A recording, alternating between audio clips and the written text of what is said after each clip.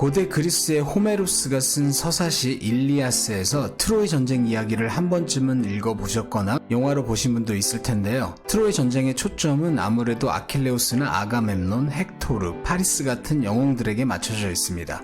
이런 주연급은 아니고 조연급 영웅 중에서 트로이 왕가의 친척이었던 아이네이아스라는 인물이 있습니다. 주인공은 아니지만 헥토르 다음으로 용맹한 장수였던 아이네이아스는 트로이가 패망한 뒤에 유민을 이끌고 새로운 땅을 찾아 떠나게 되는데요. 그 이후 이야기는 로마의 시인 베르길리우스가 쓴 서사시에서 이어집니다. 새 땅을 찾아 아프리카까지 간 아이네이아스는 카르타고에 도착하고 카르타고 여왕 디도와 사랑에 빠져 한참을 지냅니다. 그러다가 제우스 신의 계시를 받아 하루아침에 디도를 버리고 이태리 반도를 향해 떠나기로 합니다. 먹튀를 하려던 아이네이아스의 옷자락을 부여잡고 매달렸지만 결국 차인 디도 여왕은 대대손손 로마를 괴롭힐 거라는 저주를 내리고 자살합니다. 저주 때문인지 나중에 카르타고에 한니발이 나타나서 실제 로마를 괴롭히죠. 어쨌든 이건 나중 이야기고 디도를 버리고 떠난 아이네이아스와 일행은 지금의 이태리 반도 라티움에 도착합니다. 허기 가진 이들은 나무 밑에 자리를 잡고 앉아서 밀가루로 만든 얇은 빵을 접시 깔듯이 바닥에 깔아놓습니다. 그런 다음 그 위에 숲속에서 채취해온 버섯이나 나물 따위를 올려놓고 통째로 남김없이 먹어치웁니다. 이때 이들이 먹은 음식이 오늘날 우리가 피자라고 부르는 음식과 다를 바 없는 것인데, 그래서 학자들은 베르길리우스 서사시에 남은 이 기록이 피자에 대한 가장 오래된 기록이라고 합니다. 그 납작한 빵을 먹은 이분 아에아네스는 로마의 시조로 여겨지는 인물입니다. 이태리에서는 벌써 이렇게 오래전부터 피자를 먹었다는 얘기죠. 물론 고대 그리스나 페르시아에서도 비슷한 음식을 먹었다는 증거는 있습니다. 다만 오늘날 우리가 즐겨 먹는 피자로 발전시킨 건 결국 이태리입니다. 그런데 피자를 가장 많이 먹는 나라는 미국입니다. 아무래도 인구가 많으니까. 미국에서는 1년에 무려 30억 개 이상 팔린다고 하는데 미국인 한 사람당 평균 46조각 이상을 먹는다는 얘기입니다.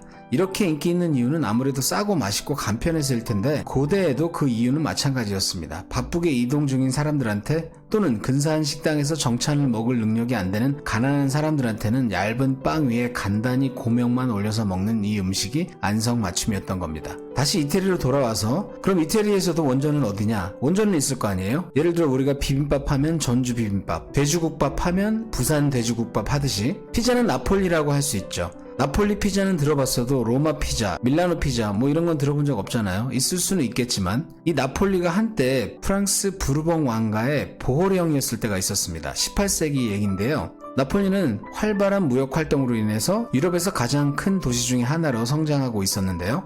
그러자 사람들이 일자리를 찾아 몰려드는 바람에 18세기 초 인구가 20만 정도에서 중반에 이르자 40만 명까지 늡니다. 그런데 사람들이 너무 많이 오다 보니까 이 경제가 이 사람들을 전부 다 지탱해내지 못하게 되고 많은 사람들이 빈곤층으로 전락하게 되었는데요. 그 빈곤층이 5만 명 정도에 달했다고 합니다. 이들은 주로 짐꾼으로 일하거나 막노동으로 받은 삭스로 근근히 입에 풀칠하며 살아갔는데 이를 쫓아서 다니다 보니까 어디서나 쉽게 먹을 수 있고 값싼 음식 그런 게 필요했습니다. 피자가 바로 이런 수요에 딱 맞는 음식이었던 거죠. 노점상들이 길거리를 돌아다니면서 이들에게 피자를 팔았는데 이 사람들 형편에 맞춰서 조각조각 잘라서 팔았습니다. 요즘에 조각 피자 파는 거랑 크게 다를 게 없죠? 이때 팔았던 피자는 베르길리우스 서사시에서 묘사된 납작한 빵과 기본적으로는 비슷했습니다. 납작한 빵 위에 기름을 두르고 소금 뿌리고 마늘만 얹어서 먹는 형태였죠. 그러다가 조금씩 다른 피자가 나오기 시작했는데 예를 들면 말 저주로 만든 치즈를 올리거나 바지를 올린 것도 있었습니다. 요즘 같으면 이렇게 만들어서 팔면 오히려 굉장히 비싸게 팔 수 있었겠죠. 18세기 후반부터는 이 납작한 빵 위에 토마토가 올려지기도 했는데 이게 바로 우리가 아는 전형적인 피자의 모습이죠. 당시에는 아주 새로운 시도였습니다. 왜냐면 원래 16세기 유럽에 처음 토마토가 전해졌을 때는 여기에 독이 있는 줄 알고 사람들이 잘 안 먹었어요. 그러다 보니까 이 토마토를 올린 피자는 사람들 사이에 평이 별로 안 좋았습니다. 그런데 이게 안 팔리니까 오히려 가난한 사람들한테는 더 좋았죠. 가격이 더 싸지니까. 이때 나폴리를 방문해서 피자를 한번 먹어보고 혹평을 남긴 외국인의 기록도 있는데 1831년 이태리를 방문한 사무엘 모르스가 남긴 평이 재밌습니다. 우리가 흔히 모르스 부호라고 할 때 그 모르스 부호를 만든 사람입니다. 이 사무엘 모르스가 뭐라고 했냐면 토마토 쪼가리를 잔뜩 올려놓고 생선과 후추를 살짝 뿌린 후에 뭘 더 넣었는지 모르겠지만 방금 시궁창에서 건져 올린 듯한 냄새가 난다 이렇게 얘기를 했어요. 우리도 처음에 홍어 삼합 먹을 때 약간 이런 느낌 봤죠? 아마 그런 맥락이었던 것 같습니다. 그런데 이 모든 것은 이태리가 통일된 이후에 바뀌게 되었는데 1889년 나폴리를 방문한 움베르토 1세와 사보이 왕국의 마르게리타 여왕이 매 끼마다 올라오는 이 프랑스 요리가 이제 질리기 시작한 거예요. 그래서 여왕을 위해서 뭔가 나폴리 지역만의 별미를 만들라고 주문을 받은 라파엘 에스포시토라는 요리사, 이 사람이 주로 피자를 전문적으로 만드는 사람이었는데 이 사람이 고민 끝에 3가지 종류의 피자를 만들었어요. 근데 그 중에서 여왕이 특히 좋아한 게 토마토와 모짜렐라 치즈 그리고 바질을 넣은 피자였습니다. 이게 마침 이태리 국기 색깔하고도 똑같죠? 그래서 일설에 따르면 이 요리사가 워낙 이태리를 사랑하는 사람이었기 때문에 뭐 그랬다는 설도 있긴 한데 어쨌든 그때부터 이 피자는 마르게리타 피자라고 불리게 됩니다. 피자 하면 제일 먼저 떠오르는 아주 기본적이면서도 맛있는 피자죠. 자, 이렇게 여왕이 피자를 맛있게 먹었다는 소문이 퍼지자 가난뱅이들이나 먹는 음식이라는 고정관념이 깨지게 되고 점차 신분을 가리지 않고 이 피자를 즐기게 됩니다. 그럼에도 나폴리 이외 지역으로 퍼지는 데는 시간이 좀 걸렸는데 1930년대 이후로 가난한 남부 사람들이 이태리 반도 북쪽으로 일자리를 찾아 떠나면서 음식 문화도 함께 가져갔고 그러면서 점차 이태리 전역에서 인기를 얻기 시작합니다. 2차 대전 당시에는 이태리를 침공한 연합군 병사들이 이 피자의 맛을 들이게 되면서 가는 곳마다 피자를 먹게 해달라고 요구했다고 하네요. 전쟁이 끝나고 나라와 나라를 오가는 이 비행기 값이 줄어들면서 여행 붐이 일었는데 이때 이태리로 몰려든 관광객들 사이에 피자가 크게 인기를 끌면서 이태리 식당들이 앞다퉈서 개성 있는 피자를 내놓게 되고 피자는 이태리를 대표하는 음식으로 성장합니다. 한편 이 피자는 일찌감치 미국까지 진출했는데 19세기 말 무렵 뉴욕으로 이민 온 이태리 이민자 롬바르디가 롬바르디스라는